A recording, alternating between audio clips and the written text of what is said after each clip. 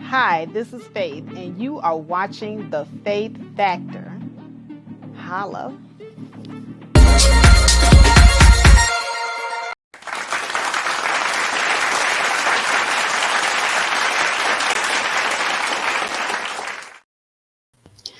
Good morning. This is Faith, and you are watching The Faith Factor.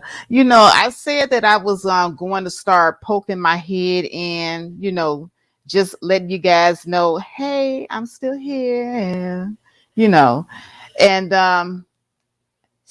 every morning I have random thoughts, and I said to myself, you know what? I need to take these random thoughts that I have. I need to go ahead and jump on my live stream and talk to my people. So that's what I'm about to do. I'm about to have a random thought about something that I have been thinking about for a while.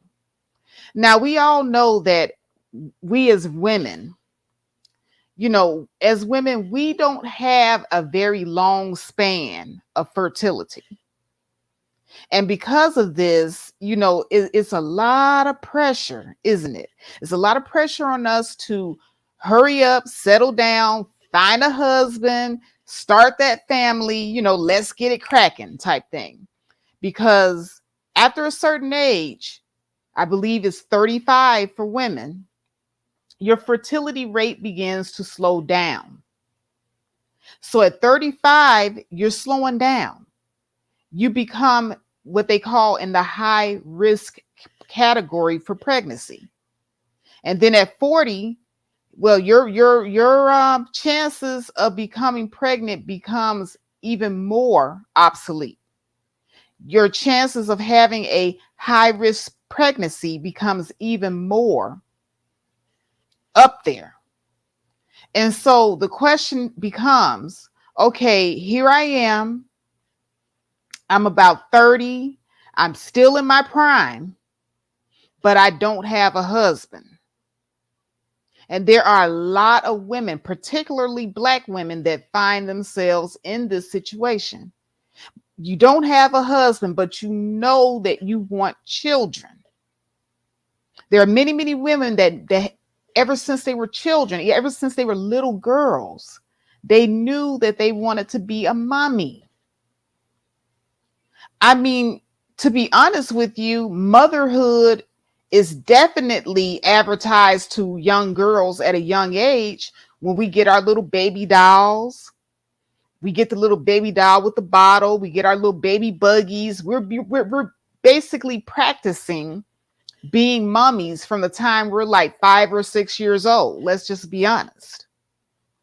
And so it becomes something that innately is something that you want, something that you desire. But here's the thing. What if you want kids, but you don't have a partner? You don't have a husband? What then?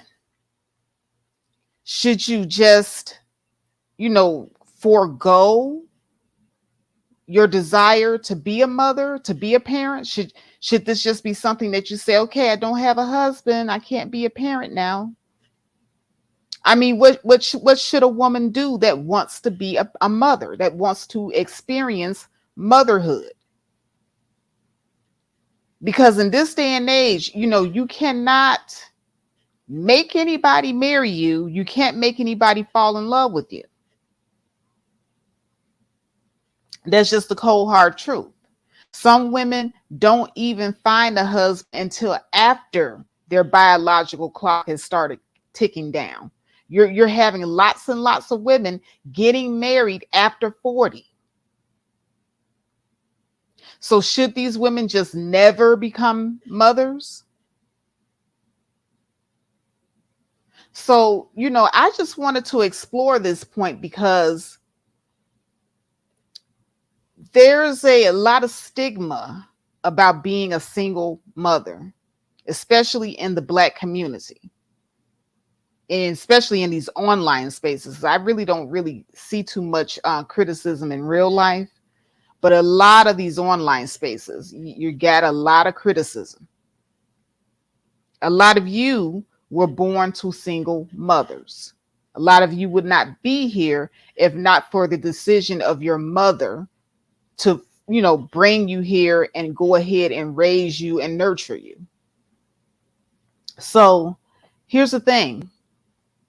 A lot of population decline is happening around the globe. It's affecting us here in the United States. People are not having children how they used to. And a lot of people are citing the fact that there's no economic stability and they're not able to find partners.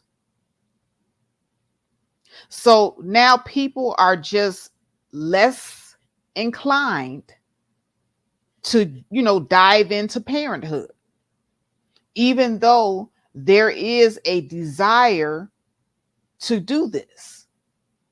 So the question becomes, okay, should you? So I want to go and I want to explore all the options here, because this right here is something that I think quite a few of you are going to be at the apex of your life, especially if you're a woman, especially if you hit 30 and you haven't found that husband yet. And now it's kind of like, wow, my biological clock is ticking. Pretty soon, I'm going to be in the danger zone for even being able to have a healthy pregnancy, let alone a pregnancy, period. So this is it's a little shaky ground here, because now as a woman, you're damned if you do and damned if you don't. That's the situation that you find yourself in.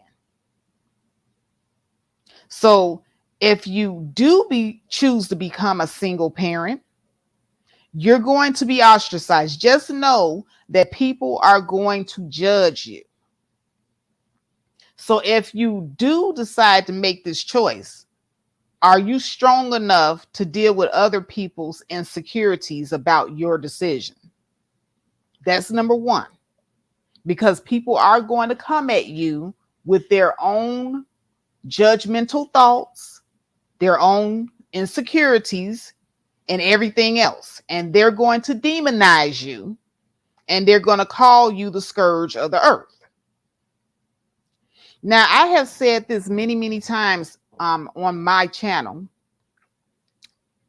I don't believe in this whole fantasy or fallacy that simply having a husband or a man in the house or two parents in the house makes for the best environment to raise children. There are plenty of two-parent households that debunk that theory altogether. There are some children that are growing up still in poverty and they got two parents in the house. There are children that are growing up still in dysfunctional, toxic situations with two parents in the house. So I want everybody to understand that simply having the man in the home doesn't make the environment conducive to raising children. And I have always maintained that a good environment, period, this is what is conducive to raising healthy, functioning children that are going to become healthy, productive adults. I think it is better for a child to go to a one-parent household where that one parent is healthy and functioning than for them to be in a toxic two-parent household. And I will stand on it and I will say it over and over again. Now, not every two-parent household is toxic. That's not what I'm saying, because I know somebody's going to come in here with their insecurities and they're going to be sitting up here putting words in Faith's mouth. That's not what Faith is saying at all. Yes, just like there are toxic two-parent households, there are also two-parent households that are very, very healthy and nurturing for children. But I'm not going to negate the fact that there are two-parent households that are not. And it's not because the woman is there with a man, that the household is toxic. It's just that both people are toxic. If both people get together and they both decide to be toxic, it's just a toxic situation, regardless to the fact that he's there or not. And just because a woman is raising children by herself doesn't mean that the children will be in a toxic environment. There are plenty of women and single men, because now there's single men raising their children by themselves. And it's funny how when you hear a lot of these men talking about single mothers, if you bring up that there are also single fathers, for some reason or another, they don't find the single father to be as toxic as the single mother. Don't know why that is, but that's just the case. For some reason, if you say single mother is automatically toxic, in spite of the numerous examples of women who have raised children successfully by themselves. Like I said, I'm not negating that there aren't any toxic single mother households either. So I don't want anybody running up in here triggered like, oh, Faith, you're not acknowledging all the single mother households that are problematic. That is not what I'm doing. What I am trying to get everybody to understand is we need to cultivate and promote healthy households, period. Whether it be a single mother household, a single father household, a two-parent household, the grandparents raising the children, the uncle raising the children, the aunt raising the children, foster parents raising the children. I don't care who's raising the children. I just want them to be healthy and functional individuals making the decision to embark on such a thing. And everybody is not cut out to be a parent. So the title of this video is You Want Kids, but you don't have a husband. So the first question that I am going to ask is why? Why do you want kids? Because see, some people, they're just in love with the fact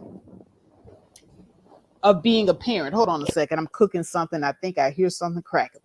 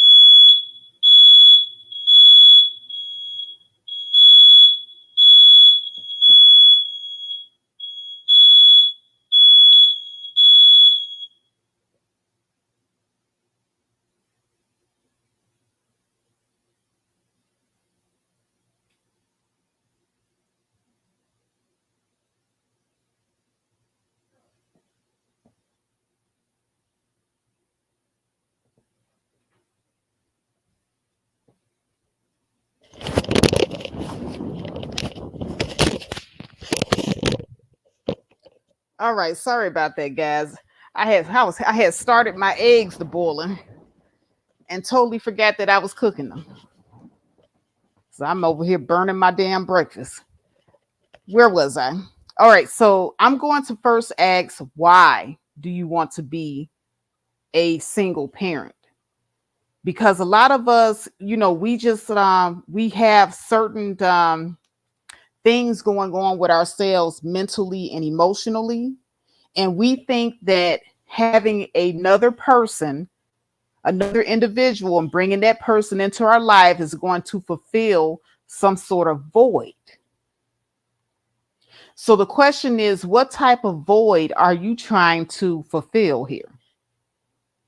Now, if you just genuinely want to, raise a person, you want a little, baby to nestle and nurture into a healthy and functioning individual, this is something that you definitely know that you can do and that you want to do, That's one thing. But if you have a, how can I say, a deficit of love within yourself, and you're going to put on a tiny innocent baby your need to feel loved, because you think that if you bring this person into the world, that this person is then going to be so grateful that you brought them into the world, and you're finally going to get the unconditional love that you've never gotten from anybody, then I would say that you should not be looking to become a parent, because that's a huge responsibility to put on a child.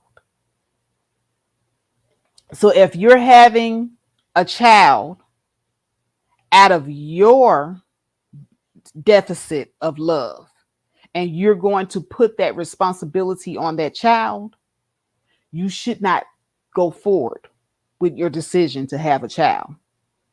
Because when we have children, we're pouring into the children, not the other way around. Not the other way around. Demetrius, I know, right? That alarm went off. I was like, oh my God, my listeners are gonna roast me for this. Y'all can roast on. I know that that I'm not the only one who have forgotten something on the stove and the smoke alarm went off. So roast on.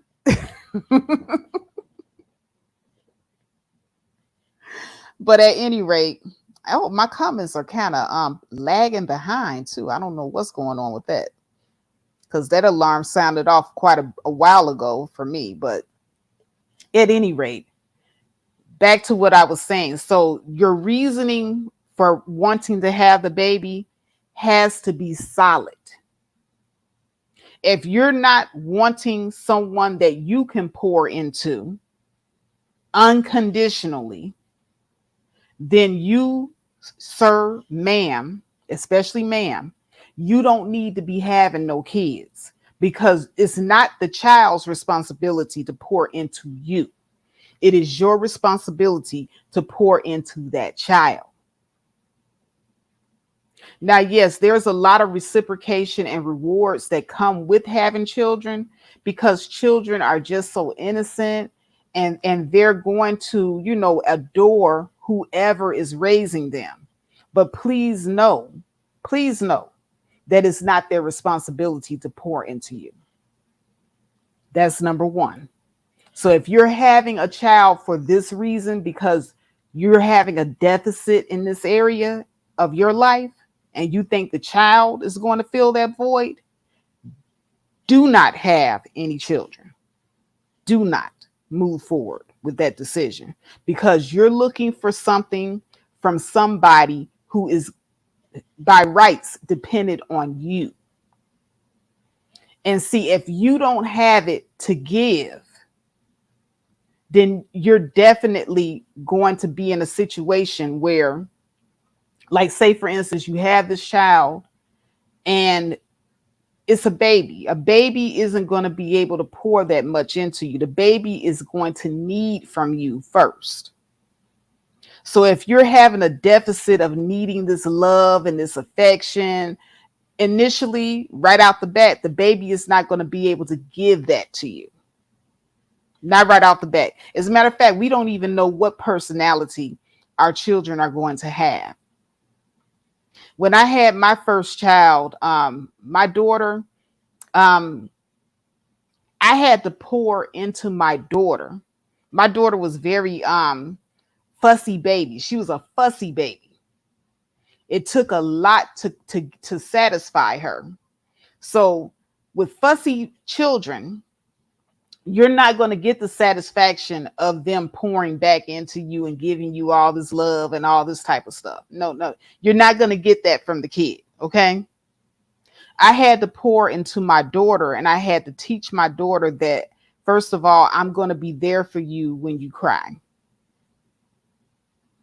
I'm going to be there to make sure that you're fed, you're nurtured, you're loved. I had to give that to my baby, My baby didn't give that to me.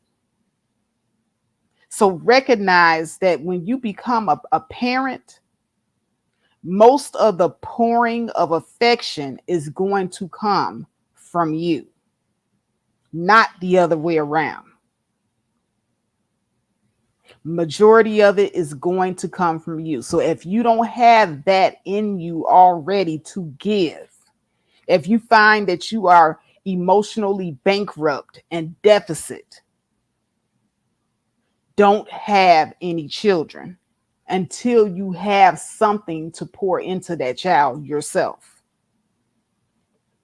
So the number one question is, you have to question why you're making this decision. And if you're making this decision for selfish reasons, such as you're expecting this kid to pour something into you that you don't have already to give to them, you should not be making that decision.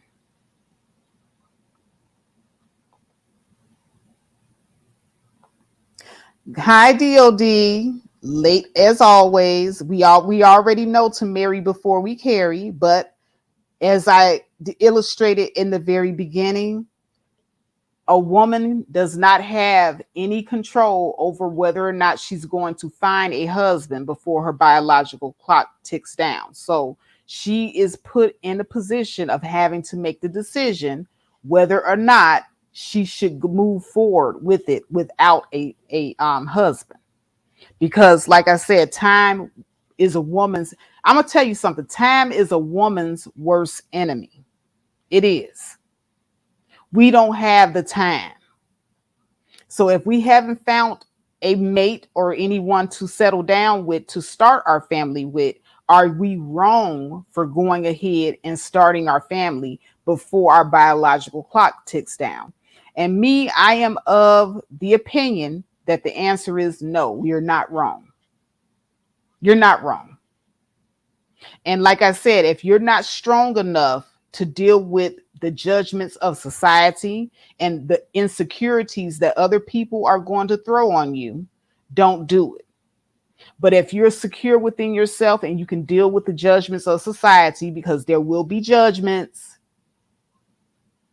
there will be people casting their personal insecurities onto you for making your decision of what's right for your life. You know what's right for your life. If you've hit 30 and you know 35 is when, things start going downhill biologically, you're in the danger zone and you want to just go ahead and have children while you're healthy and you haven't found that man yet, you are not wrong for making that decision. You have to do whatever is best for you.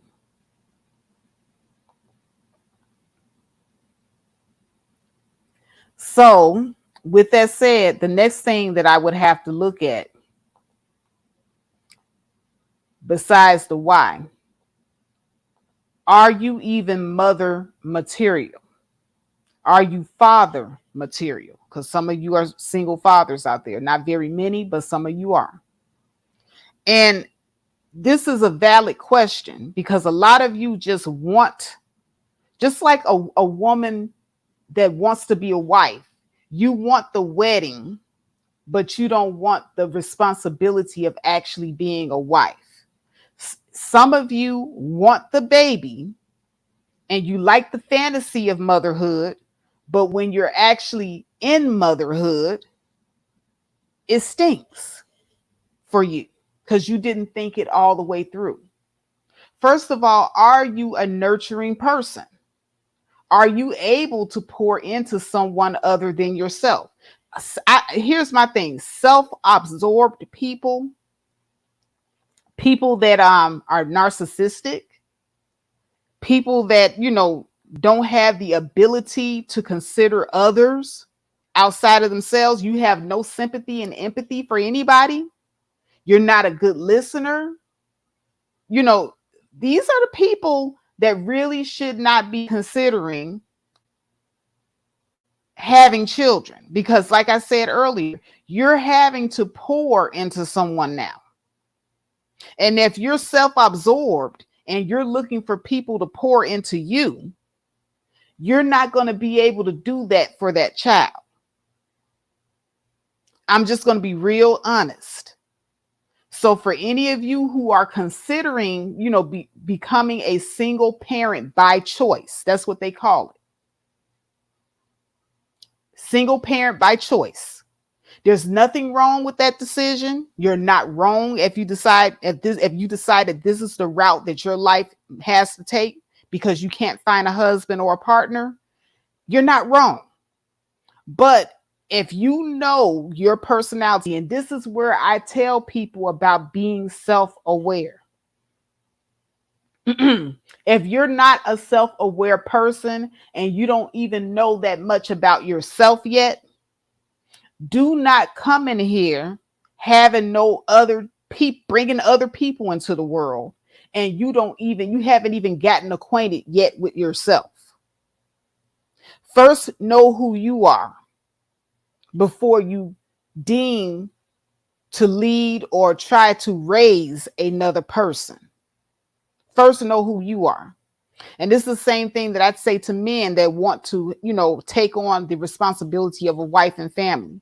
You cannot be an effective leader if you don't first know how to lead yourself and know who you are. You cannot be an effective parent if you don't know who you are. So if you're self-aware and you know deep down in your soul, you're a selfish person. I once had a friend, her name was Kiki.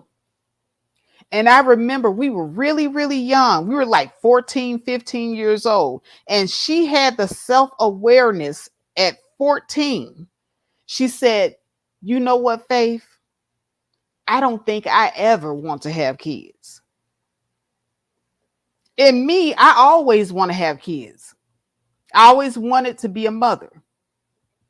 So to hear another woman saying, or another, young woman saying that she didn't want to ever be a mother, that was foreign to me.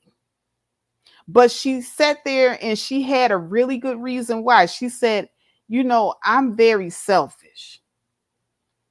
And at 14, she was self-aware. She knew she was selfish. She said, I'm selfish. I don't want to share my life with anybody. I don't want to have to, take my money and have to spend it on anybody other than myself. I don't want to take my time and have to utilize it for anyone other than myself. And so she knew at an early age, I don't want to do this because I know how I am. And to this day, Kiki doesn't have any kids. And I applaud her for her self-awareness because I can attest to the selfishness of that chick. I have experienced her selfishness. So I can definitely understand her decision not to, become a mother. Because anybody that would be her child, they would definitely suffer. Because she is definitely self-absorbed person. So you cannot be a selfish person and have children. And that segues me into the next thing. You have to consider how your life is going to change. And there will be changes, especially if you decide to become a single parent. See, as a single parent, if you were used to having your freedom, being able to come and go as you please, that's going to go out the door when you start having children. That is it. You're not going to be able to come and go as you please and just do whatever the hell you want. Now you're going to have what you call a schedule. And then you're going to have to build up a routine because that's what children symbolize. Children have to be put on a schedule. Children have to have a routine. And if you don't like schedules and if you don't like routines, that's another reason why you definitely shouldn't be parenting, because it's going to require a schedule and a routine. Just to let you know, it's not going to be you all what they call rainbows and unicorns. and gurgly smiles and all that type of stuff. A gurgly, googly smile can quickly turn into a loud wailing while you're in a public place, and now you're embarrassed. You're on the plane and your baby won't stop crying and people are complaining about you. That's what that is. And you have to have patience and tolerance to deal with those situations. And a lot of you are not self-aware to know that you don't have patience, especially if you know you the type of person that don't have no patience, don't have no tolerance, and you're easily embarrassed, because children would also embarrass you too. Children tell your business. Children are so honest. They don't know how to be fake. So if you're a fake person and you got kids, your kids are going to expose you. There's a lot of nuances here. A lot of them. So if you know that, all of this pertains to you, you definitely should not be considering, becoming a parent. Your life is going to change in so many different ways. So now you can't just sit up here and be like, oh, you know what? I'm going to order Uber Eats today. No, your kids have to have good, nutritious food in the home. They're going to depend on you for their meals. So if you're the type of person that's lazy and don't like to cook, you definitely should not be having no kids. If you don't even like to cook for yourself, imagine having an extra person in the house that depend on you for their nourishment. It's not a matter of if you want to get up and cook. It's when you get up and cook. And there's a lot of meal preparation that goes on with being a mother, a parent. There's a lot of meal prep. And if you're also working, because as a single, you're talking about, doing this without a husband, you're a single parent. So now you have to also think about time constraints here. Time management. If you have horrible time management skills to begin with, adding a child to the mix is not going to make it any better. None whatsoever.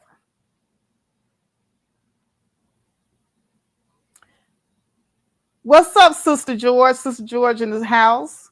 She said, hey, Faith. So if you have horrible time management skills, you don't have any type of patience, you're easily embarrassed, all of this, you shouldn't be thinking about going it alone or having a child, period. Just period. Your personality is going to clash with it. If you like going out on random outings with your friends, if you just like going out on dates, if you like bringing people home, like you met a one night stand, you want to bring them home. If you're a single parent, all of that got to stop, because that makes the environment that you're trying to raise your child in toxic. You can't just be bringing home random penis anymore when you're a mother. That's got to stop. Even though I do know some single mothers that do bring home random penis in front of the kids and they don't give a damn. That's a toxic environment. So if you the type of person that know that you ain't got no self-control, that know that you're going to want to go and do your thing or bring somebody back home to do your thing, you should not be a parent. You should just go ahead and just embrace the single life. And see, a lot of people don't even ask themselves these questions before embarking on something as important as a decision to become a parent in the first place. That's why I say self-awareness, self-awareness, self-awareness. Know thyself, know thyself, know thyself. Some of you don't have no business even thinking about parenthood,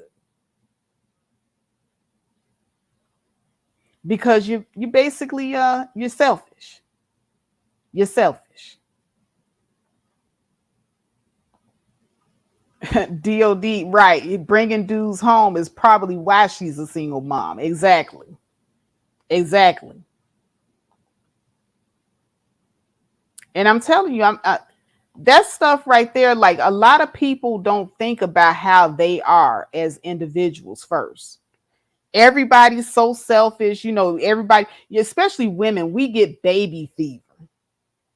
As soon as we get around somebody with a little baby, and it's understandable, because you get around the baby's so small, the baby's so cute, it smells good, it smells like powder and goddamn cinnamon, baby's so cute, so soft, you get the baby fever. But in that little mushy moment where you're feeling that baby fever, some part of your brain cuts off. And that's the logical part of your brain. And then all of a sudden, you forget that you are a big time hoe in these streets. You forget that you like to, go out and party and smoke weed and drink. Shout out to Christian Rock with her pregnant ass, still smoking weed and drinking while she's pregnant. You forget that this is you. And that's the most selfish thing in the world. Selfish. Some of you have vices, and you have these vices. But you're gonna, I think I'm gonna be a good parent anyway.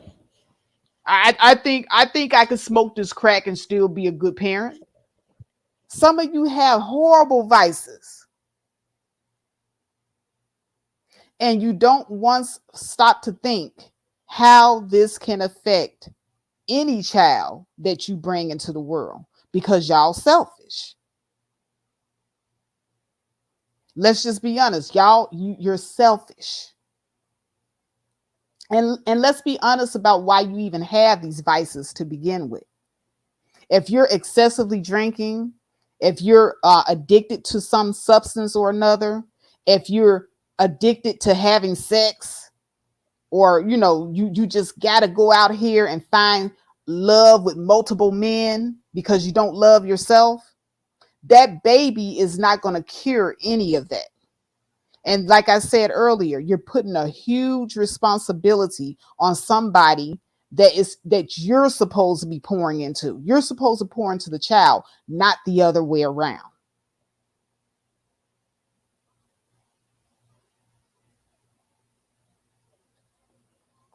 Another thing that I want many of you to take a look at, and that is whether or not you have a support system. Being a single parent is difficult and tough. And the mere fact that you don't have a husband in the household or a wife in the household, if you're a guy considering this, you don't have that extra person to be supportive to you when you need a break. And yes, you will definitely need a break sometimes from raising those kids.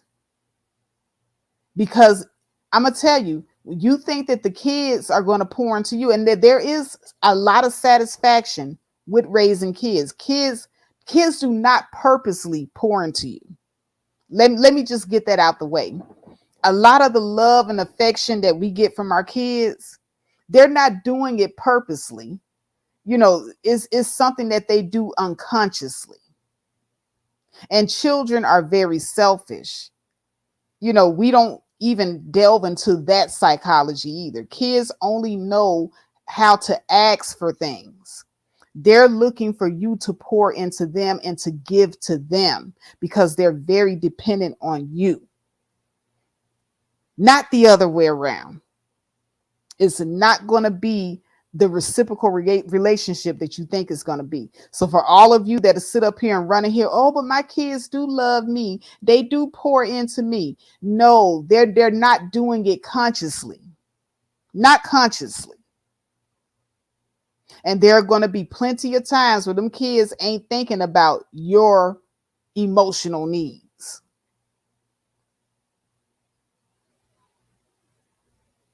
Because they're not built that way. They're built to be dependent on their parent to nurture them. So you're going to find yourself in the giving role 99.9% of the time with your child. That's a huge responsibility for you to ask a child to pour into you emotionally, for things that you feel that you weren't getting in life. So if you don't have that husband in the household, do you have other support system?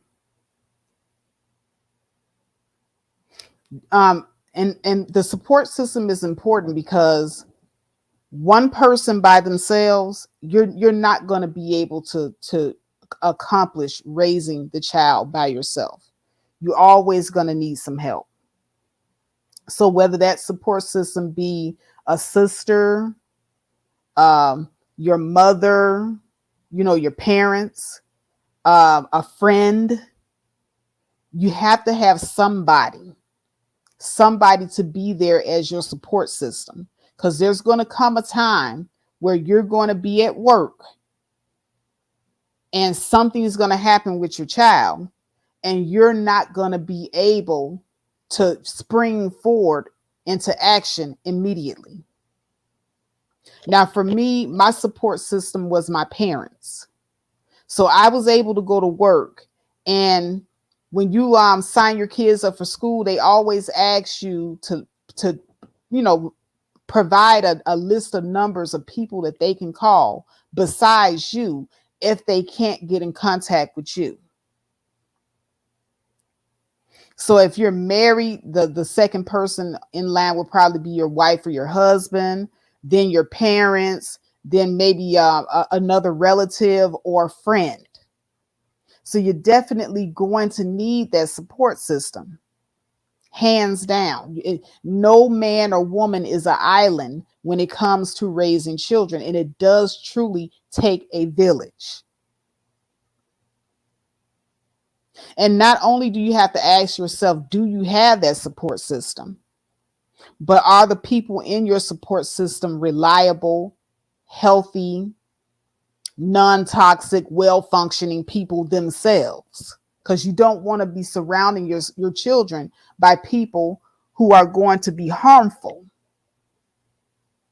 And what I see with a lot of people raising kids now is they don't even consider the fact of who they're surrounding themselves with.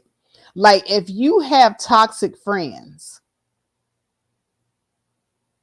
to begin with before you have children, did you do a good job of ciphering out the people in your life that could be causing you toxicity?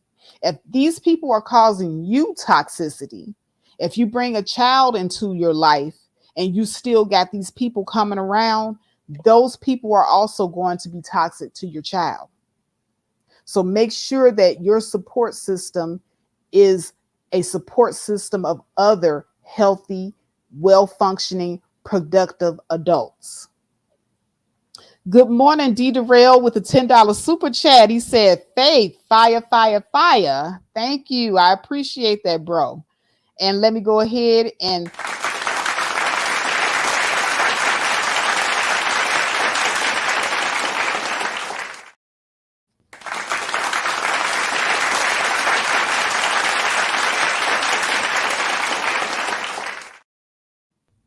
D. Darrell.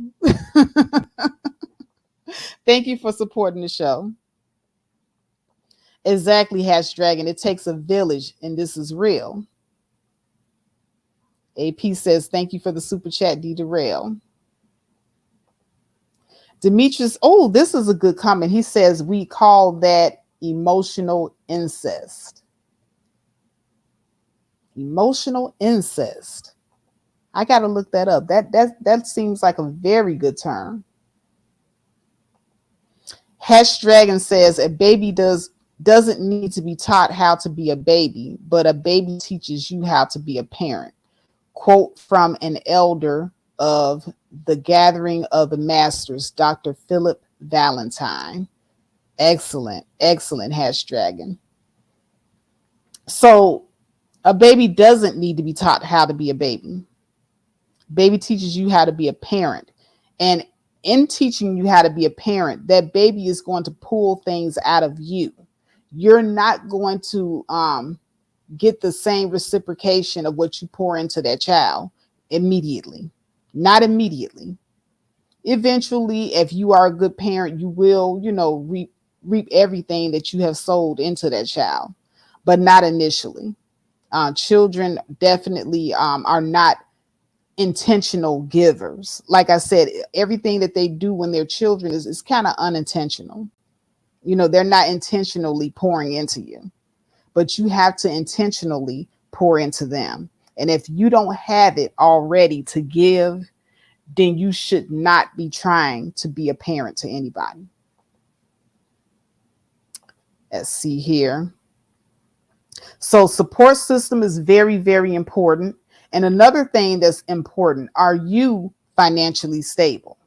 If you are living paycheck to paycheck, I do not advise that you become a parent, because children are going to impose more of a financial liability. So if your stuff is already shaky, you're not able to save any money, because some of you are just basically working to pay bills. If you are working to pay bills and you have nothing left over, you can't even afford a fish in a fish tank, let alone a child. You can't even afford a puppy, let alone a child. Why would you have a child? So if you're looking at your finances and you're struggling to even come up with your personal essentials, imagine that child come into play and you're struggling to provide personal things for that child needs. So don't bring children into a struggle situation. This right here is no-brainer type stuff. But you would think it's no-brainer, but poor people are having kids every day, and I don't understand it. You're poor, you're struggling, you're out here, the world is kicking your ass, and you decide to bring another person to experience that with you. How selfish can you be? I would not want my children to experience poverty with me. And this is what you do when you make a conscious decision to have children in poverty. Now, I do understand that money does not automatically make you a good parent. There's a lot of other components here, but it's a damn important component nevertheless. Nevertheless, you have to be financially stable. I would not tell anybody to run out here and become a single parent without the finance. The same way as there can be no romance without finance, there cannot be any parenting without finance. Money is important. I mean, I don't know how much I can reiterate it. I was in a chat room earlier today. I think it was Salcus's chat room, and I had made the comment. I made the comment that I don't blame a single woman if she wants to become a mother before her biological clock ticks down and she's no longer able to have children or to safely have children. I don't blame her. She cannot help it if nobody fell in love with her and she, couldn't find a husband. Now, if she has the money and she has the support system and she has the perfect mind frame, like she understands what it takes to be a parent, I don't see anything wrong with her making the decision before her eggs dry up to become a parent before it's too late.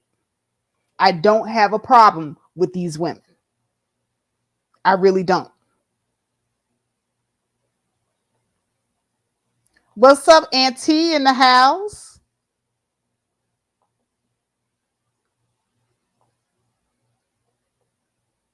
So, Salkis was going off on me. Salkis she be checking the hell out of her subscribers, by the way. Salkis be going off. And she was like, oh, it takes more than just money to be a parent. I understand that. But the finances are definitely a requirement. It's one of the requirements. So not only do you have to be mentally there, but you have to be financially there, and you have to have the support system. These are three things that I would suggest highly.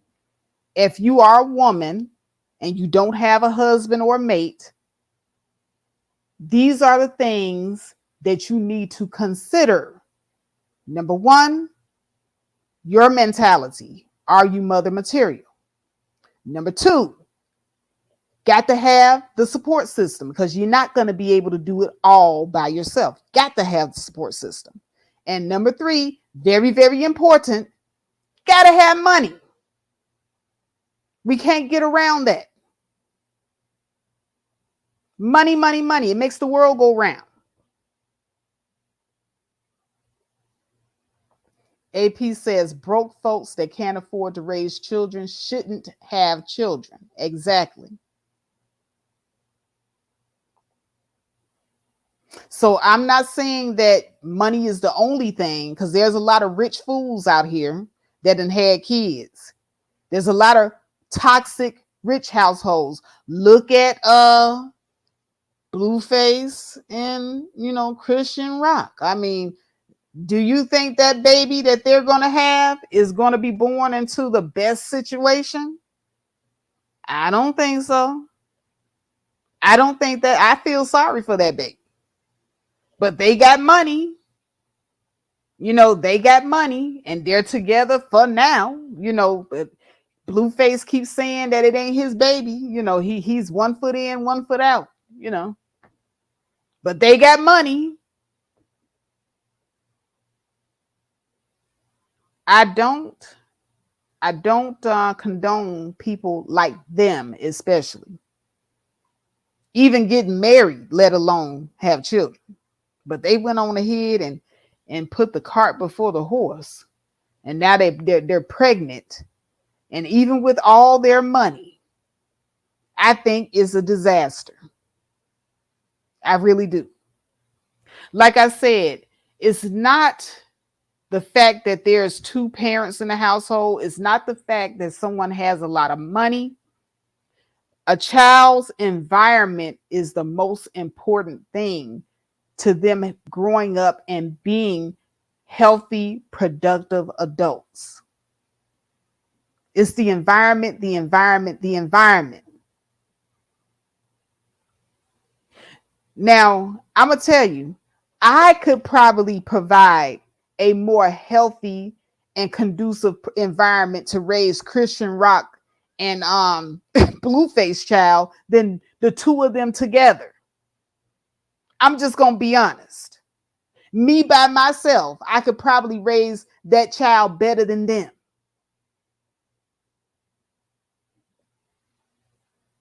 So the environment is what is important. You can put two knuckleheads together, slap a marriage certificate on them, and you'll have a Christian Rock Blueface situation.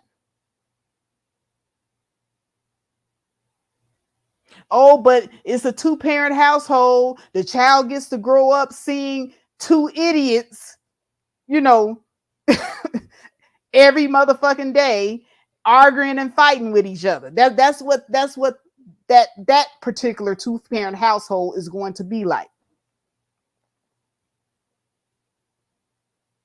Now, if you have two healthy, well-adjusted parents with a conservative mindset, that's one thing. But let's not act like we don't have these Christian rock blueface households out here. And then I'm not going to pretend like if Christian rock decides to go rogue and by herself, or blueface just completely cuts her off and she has to raise that child by herself. We have single mother households with single mothers in them that look like Christian rock. And I don't think that's healthy or conducive either. It's the mentality of the person that creates the healthy environment. If you have people in the environment that do not have a healthy mentality to begin with, the child is doomed. Like I said, a lot of you were raised by single mothers. I hear a lot of you tell horror stories about how dysfunctional your mother was. Then some of you were raised in two-parent households that I've heard a lot of you talk about how dysfunctional that was, even though you had two parents. And then some of you were raised in single mother households where the mother was very, very stable, very healthy mindset, and she raised you to be stable, productive, and to have a healthy mindset. The child is going to have the mindset of whoever is raising them, whether it be a two-parent household or a single household. It's the environment, the environment, the environment. That's why I said some of y'all be running around here, with these talking points. And, but the statistics say that two-parent households are better. Like I said, the statistics, you have to take that with a grain of salt, because you have to understand what demographic are they looking at. Did they go into an all suburban area where there's nothing but, productive households? Or did they do a mass survey that included suburban areas, low income areas, et cetera, et cetera, et cetera? Because you got to include it all. And if you include it all, you'll probably be able to pinpoint it down to the fact that it doesn't matter whether there's two parents or one parent. It's the mentality of the parent and the environment that parent provides that's going to dictate how the child turns out.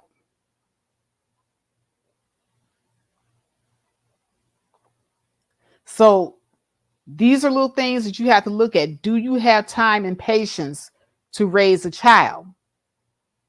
That goes back to what I was saying earlier about considering how your life is going to change. If you don't have time, if you don't have patience, then you're going to be a horrible parent. Horrible. Because you got to work, you're striving to get your career off the ground. I never understand people that are ambitious and then they decide, oh, I want to be a parent too. Now, the child is going to have to come before whatever your ambitions are. Period. And you're going to have to take time away from those ambitions to nurture that child, to be there for them. So it's good to just go ahead and get all your little ambitions out the way before you embark on that. Because that child is definitely going to, cut into that time. There are plenty of single mothers that are in school and they're raising their kids. And they tell you how hard that is. Not that it can't be done. But why would you want to do something that's going to be extra hard for you to do. Why would you want to be in law school and raising your kid too? Why would you want to be trying to climb up the career ladder and raising your kid too? Better for you to already have been accomplishing these things, knock that off your bucket list, and then you can focus on your child. I'm just saying. Not saying that it's anything wrong with being ambitious. It can be done, but you're going to be pulling, how can I say, burning the candle at both ends, so to speak. You're going to burn out. And that's what happens to a lot of single mothers that have done this. They eventually end up burning out.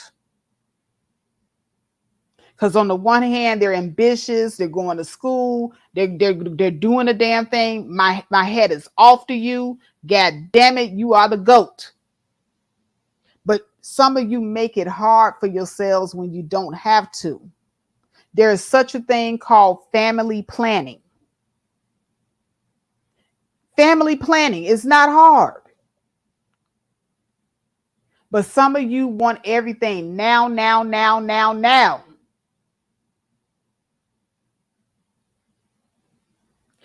If you find yourself in a situation as a woman where you're 30, your biological clock is ticking, you want to have kids while you're still young and healthy, it is not hard for you to have attained your goals and your ambitions by the time you turn 30. It's not difficult. So I would say if you're an ambitious person, get that shit out the way early. Don't sit up here and start getting ambitious while you're also having to raise a child. Because that child is definitely going to take up majority of your emotional time, your energy, definitely your energy. Children require a lot. So you can't help them with their homework because you got your homework to do type thing. So now you got to make a decision. Do I study my homework? Do I get my stuff done? Or do I pour into my child and make sure that they understand what's going on with their studies? And there's a lot of women that have been placed in that position because they put themselves there unnecessarily. Family planning is not a foreign concept, y'all. It don't have to be hard. You can actually plan this stuff out. Like if you know that you eventually one day want to become a parent, it's not hard for you to get your stuff out the way first. Clear everything. But what you're basically doing is you are paving a path, clearing everything out of your way so that you can focus on that child. You got to pave that stuff out, pave the path so that you can become the best parent that you can be and focus on that child.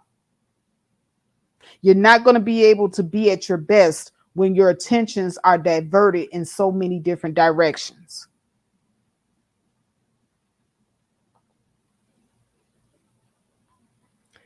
Hey, shout out to AP from the Bronx for the $5 super sticker. I do appreciate it, sis. Here's your a round of applause.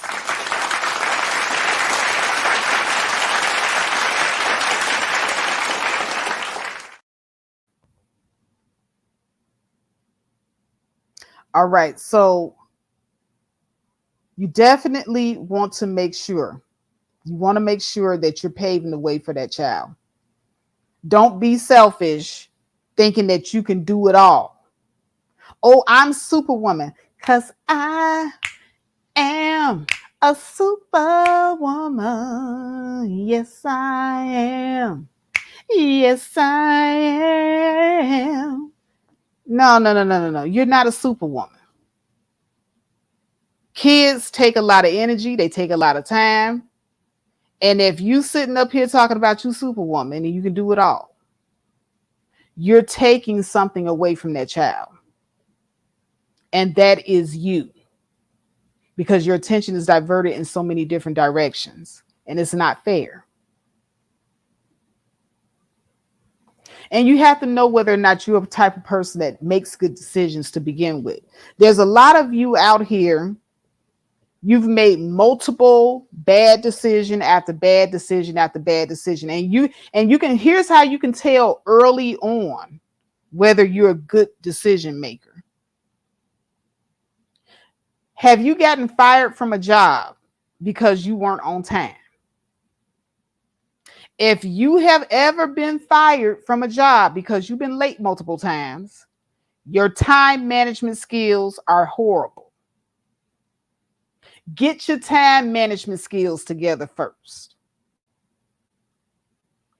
Another indicator that you don't make good decisions. You don't make deadlines. You knew that you had to turn in your term paper at this particular date before the final exam, but you waited until the last minute to try to do it, and now you got an F. That means that you don't make good decisions with your time management. Time management, time management, time management. Real important. You keep hanging around with people that get you in trouble. You're easily influenced to do some knucklehead shit that you later on regret. You're always out here arguing and fighting with people. You're not a good decision maker, sis. If you find yourself in any of these situations that I just described, these are easy indicators that let you know that you do not make good decisions. People who are poor decision makers don't make good parents. Another thing, are you a good problem solver? Being a parent, you are going to be thrust into a problem-solving mode 24/7, because kids come with problems. They come with issues. The older they get, the more and more they're going to come to you with these little problems and these little issues.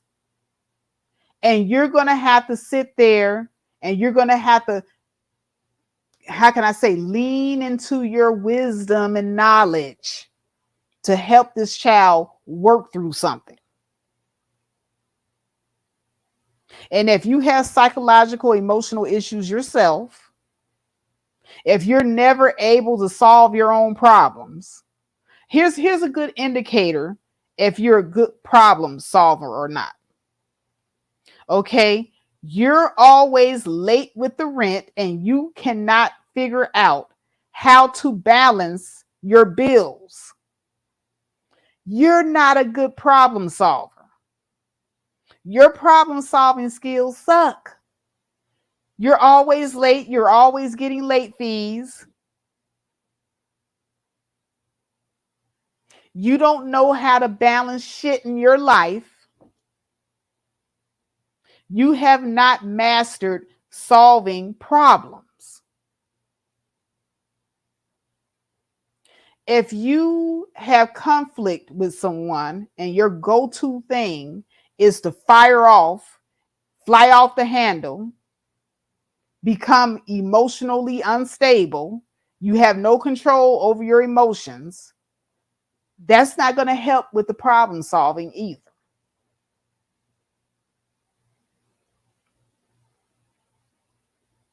You're irresponsible, overly emotional. You don't have any business being a parent. If you, like I said, if you can't even get a handle on your own life, what makes you think that you can guide somebody else's? First, be able to lead and guide yourself. And I especially, like I said, back to the men, if you take on the responsibility of a woman and a family, these things apply to you too. You have to be emotionally strong. You have to be able to solve your own problems. There's a lot of nuances here. And if you're not checking these boxes, you definitely shouldn't be looking into becoming a parent, let alone a single parent. And I'm not trying to deter anybody. If you're checking off all these boxes and you know you're good and you have the confidence that you can give a child a good life, not the child giving you anything, you got to give to that child. Like I said, 99.9% of the time, you're pouring into the kid, not the other way around. And are you a good judge of character? Because, see, that child is going to be subjected to whatever environment you put them in. And if you put them in an environment where you're not a good judge of character and you're bringing around all these creeps and these assholes, that child is in danger because you're not a good judge of character. Because you're not a good judge of character, now this child has to suffer with these idiots that you're bringing around all the time. They have to be exposed to your lack of judgment.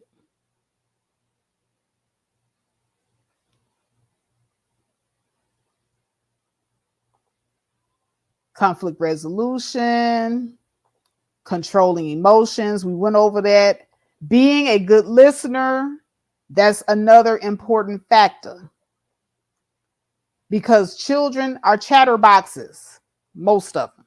Some of them, are kind of into themselves. And that's when you have to be able to bring something out of that child so that they can become, so that they can share. But most of the time, you're going to have to be a good listener. I raised 4 children, 4 of them. And I mean, I can't tell you how many times, every time I turn around, I can't have a moment to myself. Somebody walking up to me and they're wanting to share something. Like, especially when the kids get to be around 8 or 9, they become philosophical. They start musing about the world, the environment around them, and you're going to be the main person that they want to talk to about all their musings. And yes, you're going to have to sit there and listen to them and engage them and advise them. And if you can't stand to hear nobody else but yourself talking for more than 10 seconds, that's going to be a problem. Them kids are going to irk the hell out of you because they're going to be bombarding you with questions after question after question after question after question, especially when they're about 5. Now, 5 is the age of questions. Mommy, how come this and how come that? And if you got multiple children, you're going to be bombarded with these questions 24/7. Then they get to the philosophical age where they're philosophizing. I can't pronounce, being philosophical about life. That's around 10 to 12. You got these little philosophers running around your house. So you got to be a good listener.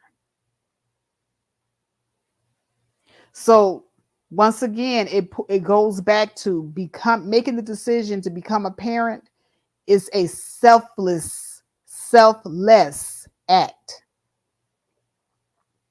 Not a selfish act. It's a selfless act.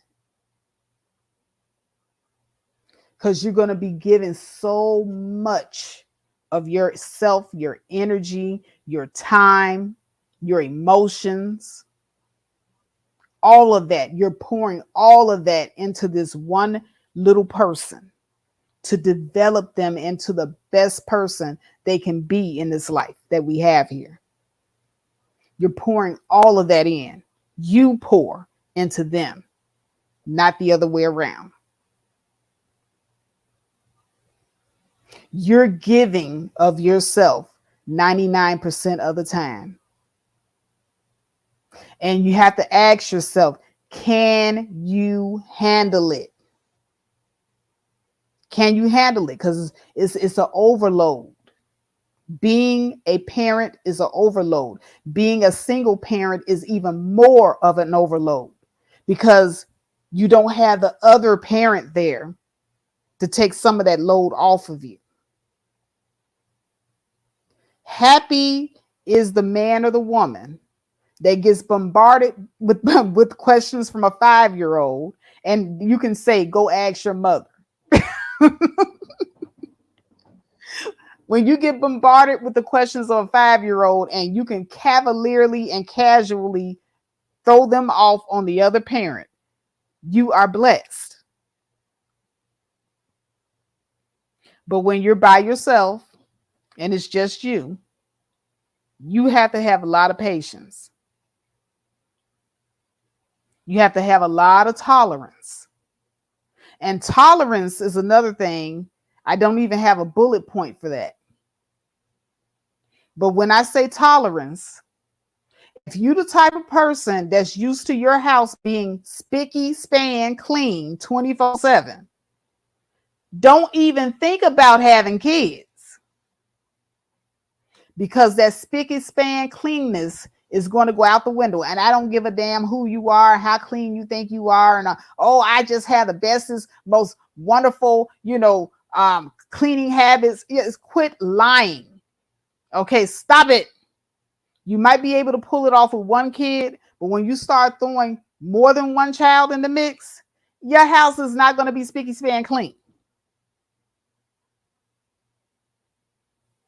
And your kids are going to fuck shit up, okay? They are. You're going to go into the bathroom one day, and for some reason, somebody decided to roll off the whole roll of toilet paper in the toilet and try to flush all of it down. And so now you got this big mess in the bathroom. The toilet is overflowing, and don't nobody know who did it. And you're going to be super mad. You're going to be like, oh my God, all your cute little flushy rugs that you had in the toilet. And then don't even get me started on the decorative towels. Those kids are going to take your decorative towels because they done flooded your bathroom, and they're going to try to clean up their mess. And they're going to be taking your decorative towels and rubbing it all on the floor, messing up your decorative towels. So do you have the patience and the tolerance to deal with the inevitable mistakes that your children are going to make? Because you can't grab them by their legs and fling them out the front door. That's child abuse. You're going to have to be very tolerant, very patient, and you're going to have to be able to control your emotions and teach them better. Even though your stuff costs a lot of money, the love that you have for your children are going to have to be greater than those things.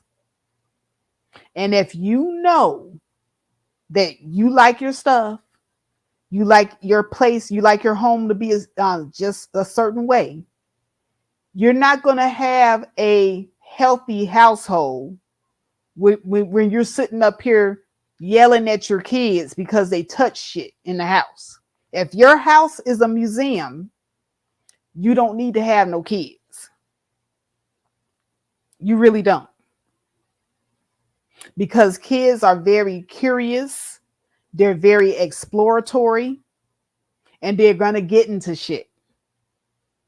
So if your house is a museum, if you have a lot of expensive shit there, and you don't want your shit fucked up and all that other stuff, and your stuff is more important than your kids, and then you're out here firing off on your kids because they done broke something, you don't need to be a parent. Because I'm gonna just tell you right now, you can expect it. Expect your good shit to get tore up.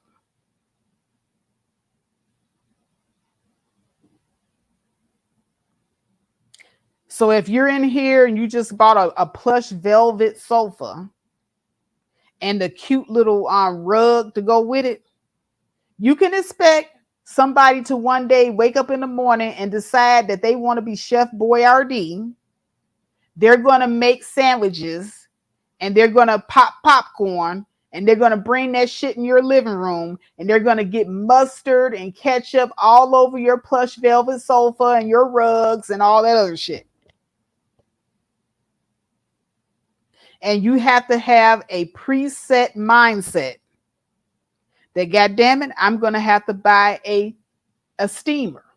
I'm going to have to get a cleaner that's going to get this shit up, because inevitably one day my precious little nuke is going to want to make their own sandwich and they're going to make this huge big mess all throughout the house. And you can't grab them by their legs and fling them out the front door. That's abuse.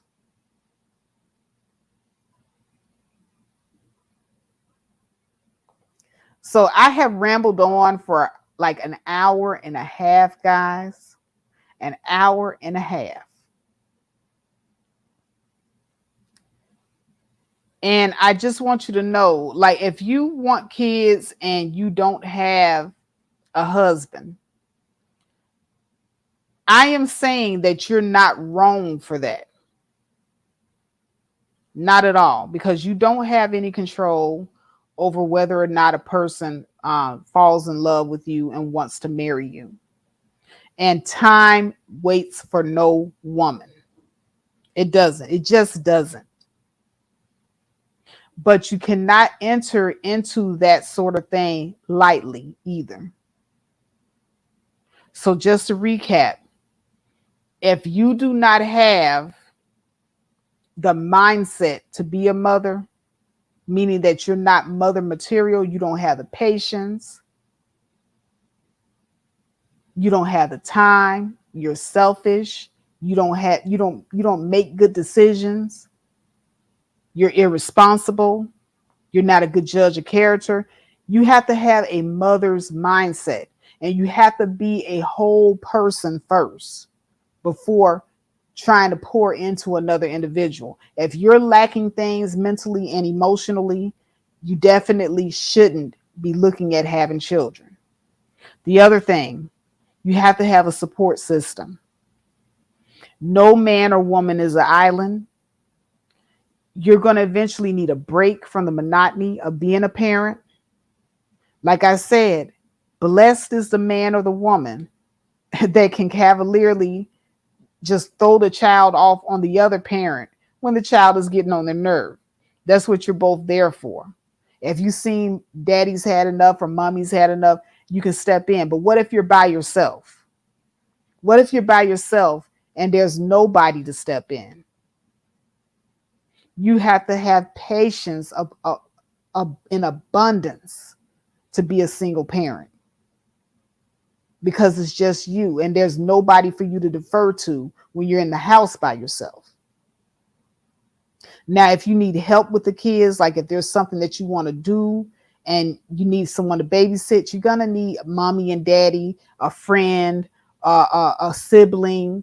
You're going to need somebody to help you. So having that support system in place is important.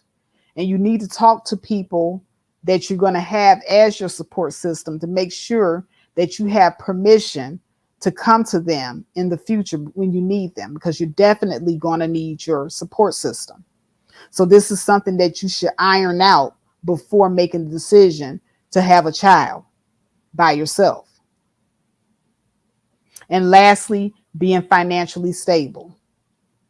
If you're not financially stable, if you're struggling yourself, why would you bring another person into your struggle situation? It's the same way as with a man that just wants to have a woman, but he don't have money to really, support having a woman. If you don't have money to support a child, don't have the child. If you don't have money to date, then you shouldn't be dating. Same concept. Same shit, different toilet. So now with that, I just wanted to say to everybody that I appreciate each and every one of you for coming in, listening in to the Faith Factor and my random thoughts. I hope you really enjoyed the show. And with that, I'm going to say, I love each and every one of you, and I am out. Make sure you like the stream, share the stream, and definitely support financially via the super sticker. And with that, peace. Take care, everybody.